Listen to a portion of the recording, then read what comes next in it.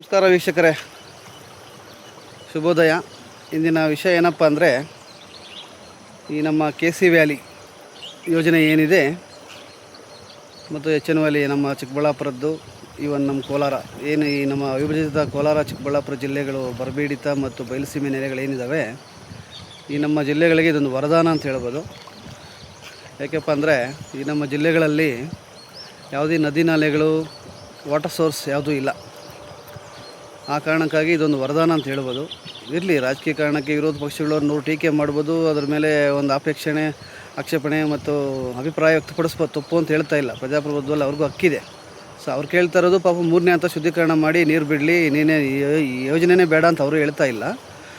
ಈ 3ನೇ ಹಂತ ಶುದ್ಧೀಕರಣಗೊಳಿಸಿ ನೀರು ಇನ್ನಷ್ಟು ತಿಳಿ ಬಣ್ಣ ಬಂದು ನಮ್ಮ ಕೆರೆಗಳಿಗೆ ಬಂದಿದ್ದೇ ಆದರೆ ಇನ್ನೂ ಉತ್ತಮ ಯೋಜನೆ ಅಂತ ಅವರು ಅಟ್ಲೀಸ್ಟ್ ಹೊರಗಡೆ ಹೇಳೋಕ್ಕಾಗದೇ ಇದ್ದರೂ ಮನಸ್ಸಲ್ಲಾದರೂ ಹೇಳ್ತಾರೆ. ಯಾಕೆಂದರೆ ಇದು ಉತ್ತಮ ಯೋಜನೆ. ಕೆಲವರು ಹೇಳೋದೇನು, ಇದು ಬೆಂಗಳೂರಿನ ಕೊಳಚೆ ನೀರು ಎಕ್ಸೆಟ್ರಾ ಏನು ಅಂತ ಹೇಳ್ಬೋದು. ಹೌದು, ನಿಜಾನೇ, ಇಲ್ಲ ಅಂತ ಯಾರೂ ಹೇಳ್ತಾ ಇಲ್ಲ. ಏಕೆಂದರೆ ಈ ನಮ್ಮ ಭಾಗಕ್ಕೆ ಯಾವುದೇ ನದಿಗಳು, ಯಾವುದು ಸಮೀಪದಲ್ಲಿ ಯಾವುದೂ ನದಿಗಳಿಲ್ಲ. ಅಟ್ಲೀಸ್ಟ್ ಯಾವ ಏತ ನೀರಾವರಿ ಕಾಲುವೆಗಳ ಮುಖಾಂತರ, ಪೈಪ್ಲೈನ್ ಮುಖಾಂತರ ನೀರು ತರೋದಕ್ಕೆ ಈ ನಮ್ಮ ಚಿಕ್ಕಬಳ್ಳಾಪುರ, ಕೋಲಾರ ಜಿಲ್ಲೆಗಳ ಸಮೀಪವಾಗಿ ಯಾವುದೇ ನದಿ ನಾಲೆಗಳಿಲ್ಲ. ಆದ್ದರಿಂದ ಈ ನೀರನ್ನು ಈ ಕಡೆ ಡೈವರ್ಟ್ ಮಾಡಿ ಶುದ್ಧೀಕರಣಗೊಳಿಸಿ ಬಿಡ್ತಾ ಇದ್ದಾರೆ. ಬಟ್ ನಮ್ಮ ಒಂದು ಆಗ್ರಹ ಮತ್ತು ಮನವಿ ಏನಪ್ಪ ಅಂದರೆ, ಈ ನಮ್ಮ ಭಾಗದ ರೈತರದ್ದು, ಈ ನೀರನ್ನು ಮತ್ತಷ್ಟು ಶುದ್ಧೀಕರಣಗೊಳಿಸಿ ಬಿಟ್ಟಿದ್ದೇ ಆದರೆ ನಮ್ಮದು ಮತ್ತಷ್ಟು ಕೃತಜ್ಞತೆವಾಗಿರ್ತೀವಿ ನಮ್ಮ ಸರ್ಕಾರಕ್ಕೆ, ರಾಜ್ಯ ಸರ್ಕಾರಕ್ಕೆ. ಏನು ನಮ್ಮ 2013-18ನೇ ಸಾಲಿನ ನಮ್ಮ ಸಿದ್ದರಾಮಯ್ಯ ನೇತೃತ್ವದ ಸರ್ಕಾರ ಈ ಮಹತ್ತರವಾದ ಯೋಜನೆ ಮಾಡಿದ್ರು. ಸೊ ಇದೊಂದು ಈ ನಮ್ಮ ಭಾಗಕ್ಕೆ ವರದಾನ ಅಂತ ಹೇಳ್ಬೋದು. ಅದೇ ಈಗಾಗಲೇ ಹೇಳಿದಂತೆ, ಈ ನಮ್ಮ ಜಿಲ್ಲೆಗಳಿಗೆ ಯಾವುದೇ ನದಿ ನಾಲೆಗಳು, ವಾಟರ್ ಸೋರ್ಸ್ ಯಾವುದೂ ಇಲ್ಲ. ಅದರಿಂದ ಇದೊಂದು ಉತ್ತಮ ಯೋಜನೆ ಅಲ್ವಾ. ಅಂದರೆ ಈ ಮಾತನ್ನು ನಾವು ಯಾಕೆ ಒತ್ತಿ ಹೇಳ್ತಾ ಇದ್ದೀವಿ ಅಂದರೆ, ಈ ಒಂದು ಯೋಜನೆ ನಮಗೆ ವರದಾನ ಅಂತ ಯಾವ ರೀತಿಯಪ್ಪ ಅಂದರೆ, ಈಗಾಗಲೇ ಹೇಳಿದಂತೆ ಈ ನಮ್ಮ ಜಿಲ್ಲೆಗಳಿಗೆ ಯಾವುದೇ ನದಿ ನಾಲೆಗಳಿಲ್ಲ ಅಲ್ವಾ. ಸೊ ಈ ನೀರು ಇನ್ನೇನು 5 to 6 ಒಂದು ಆಲ್ಮೋಸ್ಟ್ 10 ಇಯರ್ಸಿಂದ ಏನು ಬರ್ತಾ ಇದೆ. 10 ಇಯರ್ಸ್ ಇಲ್ಲ, 5 to 6 ಇಯರ್ಸ್ ಅಂತ ಇಟ್ಕೊಳ್ಳಿ. ಓಕೆ.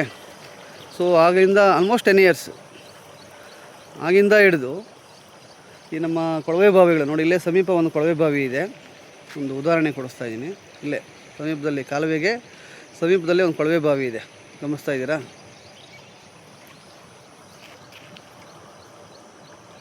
ಸೊ ಈ ರೀತಿಯ ಕೊಳವೆ ಬಾವಿಗಳು ಎಷ್ಟೇ ದೂರದಲ್ಲಿರಲಿ, ಅಂತರ್ಜಲ ಮಟ್ಟ ವೃದ್ಧಿ ಆಗಿದೆ. ಓಕೆ. ಈ ಭೂಮಿಯಲ್ಲಿನ ಈ ಒಂದು ಯೋಜನೆ ತಂದಿರೋ ಉದ್ದೇಶನೇ ನಮ್ಮ ಭೂಮಿಯಲ್ಲಿ ಅಂತರ್ಜಲ ವೃದ್ಧಿ ಆಗಲಿ ಅಂತ. ಈ ನೀರನ್ನು ನೇರವಾಗಿ ಬಳಸ್ಕೊಳ್ಳಿ ಅಂತ ಸರ್ಕಾರನೂ ಹೇಳಿಲ್ಲ, ಇನ್ನು ಇವನ್ ಬಳಸ್ಕೊಳ್ಳಬಾರ್ದು ಅಲ್ವಾ. ಯಾಕೆಂದರೆ ಅದು ನೀರು ಬಿಟ್ಟಿರೋ ಉದ್ದೇಶ ಕೆರೆಗಳಲ್ಲಿ ಸ್ಟೋರೇಜ್ ಮಾಡಿ ಆ ನೀರು ಭೂಮಿಯಲ್ಲಿ ಹಿಂಗಿ ಅಲ್ವಾ, ಅದು ಅಂತರ್ಜಲ ವೃದ್ಧಿ ಆಗಲಿ ಅನ್ನೋ ಒಂದೇ ಕಾನ್ಸೆಪ್ಟಿಂದ ಇದು ತಂದಿದ್ದಾರೆ ಅಲ್ವಾ. ಸೊ ಇದರ ಒಂದು ಉದ್ದೇಶ, ಗುರಿ ಇಷ್ಟೇ, ಈ ನಮ್ಮ ಕೋಲಾರ ಚಿಕ್ಕಬಳ್ಳಾಪುರ ಭಾಗಗಳಲ್ಲಿ ಅಂತರ್ಜಲ ವೃದ್ಧಿ ಆಗಲಿ ಅಂತ ಅಲ್ವಾ. ಸೊ ಏನಪ್ಪ ನಮ್ಮ ಒಂದು ಕಳಕಳಿಯ ಆಗ್ರಹ ಅಂದರೆ, ಏನು ಕೆರೆಗಳಲ್ಲಿ ನಮ್ಮ ಈ ನೀರು ಸ್ಟೋರೇಜ್ ಆಗ್ತಾಯಿದೆ. ಈವನ್ ಬಿಫೋರ್ 10 ಇಯರ್ಸು ಈ ನಮ್ಮ ಕೆರೆಗಳಲ್ಲಿ ಮಳೆ ನೀರು ಬಂದಾಗ ಆ ನೀರು ತಿಳಿ ಬಣ್ಣ ಇರ್ತಾಯಿತ್ತು, ಆಲ್ಮೋಸ್ಟು ನೈಜವಾಗಿರ್ತಾಯಿತ್ತು ಆ ನೀರು. ಆ ನೀರನ್ನು ದನ ಕರುಗಳು, ಪ್ರಾಣಿ ಪಕ್ಷಿಗಳು, ಜಲಚರಗಳು ಎಲ್ಲನೂ ಸೇವನೆ ಮಾಡ್ತಾಯಿದ್ವು, ಆರೋಗ್ಯವಾಗಿದ್ವು. ಈಗ ಯಾವುದೇ ದನ ಕರುಗಳು ಕುಡಿಯೋದಕ್ಕೆ ಅಷ್ಟು ಯೋಗ್ಯವಲ್ಲ. ಬಟ್ ಈಗೇನು ಬರ್ತಾಯಿದೆ ನೀರು, ಈ ನೀರು ಮಳೆ ಈವನ್ 2-3 ಡೇಸ್ ಲಾಸ್ಟ್ ವೀಕಿಂದ ಮಳೆ ಆಗ್ತಾ ಇರೋದ್ರಿಂದ ನೀರಿನ ಒಂದು ನೈಜತೆ ಚೆನ್ನಾಗಿದೆ, ತಿಳಿ ಬಣ್ಣದಲ್ಲಿ ಕಾಣ್ಬೋದು. ಅದೇ ನಾವು 3ನೇ ಹಂತ ಶುದ್ಧೀಕರಣಗೊಳಿಸಿ ನೀರು ಬಿಟ್ಟಿದ್ದೇ ಆದರೆ ನಮಗೆ ಇನ್ನಷ್ಟು ಸಂತೋಷ ಆಗ್ತದೆ. ಸೊ ನಮ್ಮ ಎಲ್ಲರ ಆಗ್ರಹ, ಒತ್ತಾಸೆ, ಅಭಿಪ್ರಾಯ ಒಂದೇ, ಈ ನಮ್ಮ ರಾಜ್ಯ ಸರ್ಕಾರಗಳಿಗೆ ಮತ್ತಷ್ಟು ಮುಂದುವರೆದು ಹೇಳೋದಾದರೆ, ಈ ನಮ್ಮ ಕೋಲಾರ ಚಿಕ್ಕಬಳ್ಳಾಪುರ ಜಿಲ್ಲೆಗಳಿಗೆ ಏನು ನಮ್ಮ ಎತ್ತಿನ ಹೊಳೆ ಯೋಜನೆ ಆಗಿರ್ಬೋದು, ನಮ್ಮ ಯರಗೋಳ್ ಕುಡಿಯುವ ನೀರು ಯೋಜನೆ ಆಗಿರ್ಬೋದು, ಆದಷ್ಟು ಬೇಗ ಈ ಒಂದು ಈ 2 ಯೋಜನೆಗಳು ಈ ನಮ್ಮ ಕೋಲಾರ ಚಿಕ್ಕಬಳ್ಳಾಪುರ ಭಾಗಗಳಿಗೆ ಆದಷ್ಟು ಬೇಗ ಬಂದಿದ್ದೇ ಆದರೆ ಮತ್ತಷ್ಟು ಉಪಯೋಗ ಮತ್ತು ಈ ನಮ್ಮ ಕೋಲಾರ ಚಿಕ್ಕಬಳ್ಳಾಪುರ ಭಾಗದ ಒಂದು ನೀರಿನ ಮಟ್ಟ, ಅಂತರ್ಜಲ ಮಟ್ಟ ಆಗಿರ್ಬೋದು, ಕೆರೆಗಳಾಗಿರ್ಬೋದು, ಈ KC ವ್ಯಾಲಿ ಜೊತೆಗೂಡಿ ಆ ಒಂದು ಯೋಜನೆಯೂ ಈ ನಮ್ಮ ಭಾಗದ ರೈತರು ಕೈ ಹಿಡಿದ್ರೆ, ಈಗಾಗಲೇ ನಾವು ಯಾವುದೇ ನದಿ ನಾಲೆಗಳು, ವಾಟರ್ ಸೋರ್ಸ್ ಇಲ್ಲದೇ ಇದ್ದರೂ ಕೂಡ, ಯಾಕಂದರೆ ಈ ನಮ್ಮ ಭಾಗದಲ್ಲಿ 1000, 1200, 2000 ಅಡಿ ನೀರು ಹೋಗ್ತಾಯಿತ್ತು. ಬೋರ್ವೆಲ್ ಹಾಕಿದ್ರೆ ನೀರು ಸಿಗ್ತಾ ಇರಲಿಲ್ಲ. ಈವನ್ ಈ ಒಂದು KC ವ್ಯಾಲಿ ಯೋಜನೆ ಬಂದ ಮೇಲೆ ಆಲ್ಮೋಸ್ಟ್ 500, 800 ಬಿಲೋ 1000 ಫೀಟ್ಗೆಲ್ಲ ವಾಟರ್ ಸಿಗ್ತಾಯಿದೆ. ಇದೊಂದು ಮಹತ್ತರವಾದ ಯೋಜನೆ.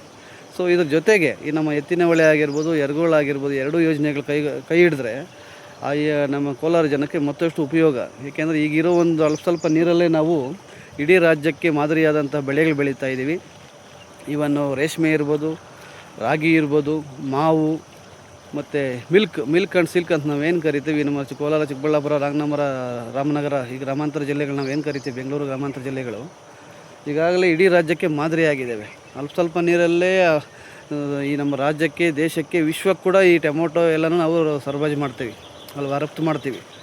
ಸೊ ಅದೇ ನಮಗೆ ಒಳ್ಳೆಯ ಉತ್ತಮವಾದ ನೀರಾವರಿ ಯೋಜನೆಗಳು ಸಿಕ್ಕಿದ್ದೇ ಆದರೆ ಇಡೀ ದೇಶಕ್ಕೆ ನಾವು ಮಾದರಿ ಆಗ್ತೀವಿ, ನಮ್ಮ ಭಾಗದ ರೈತರು ಅಲ್ವಾ. ಸೊ ಅದರಿಂದ ದಯವಿಟ್ಟು ನಮ್ಮ ರಾಜ್ಯ ಸರ್ಕಾರಗಳು ಈ ಯೋಜನೆಗೆ ಒಂದು ಬಲ ತರುವ ಒಂದು ಯೋಜನೆ ಯಾವುದಪ್ಪ ಅಂದರೆ ಎತ್ತಿನ ಹೊಳೆ ಯೋಜನೆ ಮತ್ತು ಈ ನಮ್ಮ ಯರಗೋಳ್ ಕೋಲಾರಕ್ಕೆ ಕೋಲಾರ ನಗರಕ್ಕೆ ಆಗಿರ್ಬೋದು, ಇಲ್ಲ ಗ್ರಾಮಾಂತರಕ್ಕೆ ಆಗಿರ್ಬೋದು, ಏನು ಕುಡಿಯುವ ನೀರು ಯೋಜನೆ ಇದೆ ಯರಗೋಳು ಮತ್ತು ಎತ್ತಿನ ಹೊಳೆ ಕೋಲಾರ, ಚಿಕ್ಕಬಳ್ಳಾಪುರ ಭಾಗಗಳಿಗೆ ಏನು ನೀರಾವರಿ ಯೋಜನೆ ತರ್ತಾ ಇದ್ದೀರಾ, ದಯವಿಟ್ಟು ಆದಷ್ಟು ಬೇಗ ತರಬೇಕು. ಇದು ನಮ್ಮ ಆಗ್ರಹ, ಮನವಿ ಮತ್ತು ಈ ನಮ್ಮ ಭಾಗದ ರೈತರ ಒತ್ತಾಸೆ ಕೂಡ. ಧನ್ಯವಾದಗಳು. ಈ ನಮ್ಮ ರಾಜ್ಯ ಸರ್ಕಾರಗಳಿಗೆ ನಮ್ಮ ಆಗ್ರಹ, ಮನವಿ ಏನಪ್ಪ ಅಂದರೆ 3ನೇ ಹಂತ ಶುದ್ಧೀಕರಣಗೊಳಿಸಿ ಈ ನೀರನ್ನು ಬಿಟ್ಟಿದ್ದೇ ಆದರೆ ಈ ನಮ್ಮ ಕೋಲಾರ, ಚಿಕ್ಕಬಳ್ಳಾಪುರ ಭಾಗಗಳಿಗೆ ಈ ನಮ್ಮ ರಾಜ್ಯ ಸರ್ಕಾರಕ್ಕೆ ಮತ್ತಷ್ಟು ಕೃತಜ್ಞರಾಗಿರ್ತೇವೆ ಈ ನಮ್ಮ ಭಾಗದ ಜನರು ಅಲ್ವಾ. ಯಾಕೆ ಒತ್ತಿ ಹೇಳ್ತಾಯಿದ್ವಿ, ನಮ್ಮ ಭಾಗದಲ್ಲಿ ಮಳೆ ಆಗೋದೇ ಅಪರೂಪ. ಮಳೆಗಾಲದಲ್ಲೇ ವಾರಕ್ಕೊಮ್ಮೆ ಇಲ್ಲ 15 ದಿನಕ್ಕೊಮ್ಮೆ ತಿಂಗಳಿಗೊಮ್ಮೆ ಮಳೆ ಆಗ್ತದೆ. ಇದೇನು ಮಲೆನಾಡೇನಲ್ಲ. ಮಳೆ ಆಗೋದೇ ತಿಂಗಳಿಗೆ 2-3 ಟೈಮ್ಸು. ಅದು ಮುಂಗಾರು ಈ ಒಂದು ಮಾನ್ಸೂನ್ ಟೈಮಲ್ಲಿ. ಅದು ಬಿಟ್ಟರೆ ಆಮೇಲೆ ನಾವು ಯಾರನ್ನೂ ಪ್ರಶ್ನೆ ಮಾಡೋಕ್ಕೆ ಆಗೋದು, ಯಾಕೆಂದರೆ ಅದು ಪ್ರಕೃತಿ ದತ್ತವಾಗಿ ಬರೋ ಮಳೆ ಆಗಿರೋದ್ರಿಂದ ಸೊ ನಾವು ಪ್ರಶ್ನೆ ಮಾಡೋಕ್ಕಾಗೋದಿಲ್ಲ. ಸೊ ಏನು ಈ KC ವ್ಯಾಲಿ ನೀರು ಬರ್ತಾ ಇದೆ, ಸೊ ದಯವಿಟ್ಟು ಇದು 3ನೇ ಹಂತ ಶುದ್ಧೀಕರಣಗೊಳಿಸಿ ಸ್ವಲ್ಪ ಬಿಟ್ಟಿದ್ದೇ ಆದರೆ ನೀರು ತನ್ನ ನೈಜತೆ ಕಾಪಾಡಿಕೊಳ್ಳುತ್ತೆ. ದನ ಕರುಗಳಿಗೆ ಆಗಿರ್ಬೋದು, ಜಲಚರ ಮೀನುಗಳಿಗಾಗಿರ್ಬೋದು, ಒಂದು ಏನು ಪಾಪ ನೀರಲ್ಲಿ ವಾಸಿಸ್ತವೆ ಜಲಚರಗಳು, ಅವುಗಳಿಗೂ ಯೋಗ್ಯವಾಗಿರ್ತದೆ. ಮತ್ತು ಪ್ರಾಣಿ ಪಕ್ಷಿಗಳಿಗೆ, ದನ ಕರುಗಳಿಗೆ ಎಲ್ಲದಕ್ಕೂ ಯೋಗ್ಯವಾಗಿರ್ತದೆ ಈ ನೀರು. ಸೊ ಇಷ್ಟು ಹೇಳೋಕ್ಕೆ ಇಷ್ಟಪಡ್ತೀವಿ. ಧನ್ಯವಾದಗಳು. ಜೈ ಹಿಂದ್, ಜೈ ಕರ್ನಾಟಕ, ಜೈ ಕೋಲಾರ. ನಮ್ಮ ಹೆಮ್ಮೆ, ನಮ್ಮ ಕೋಲಾರ.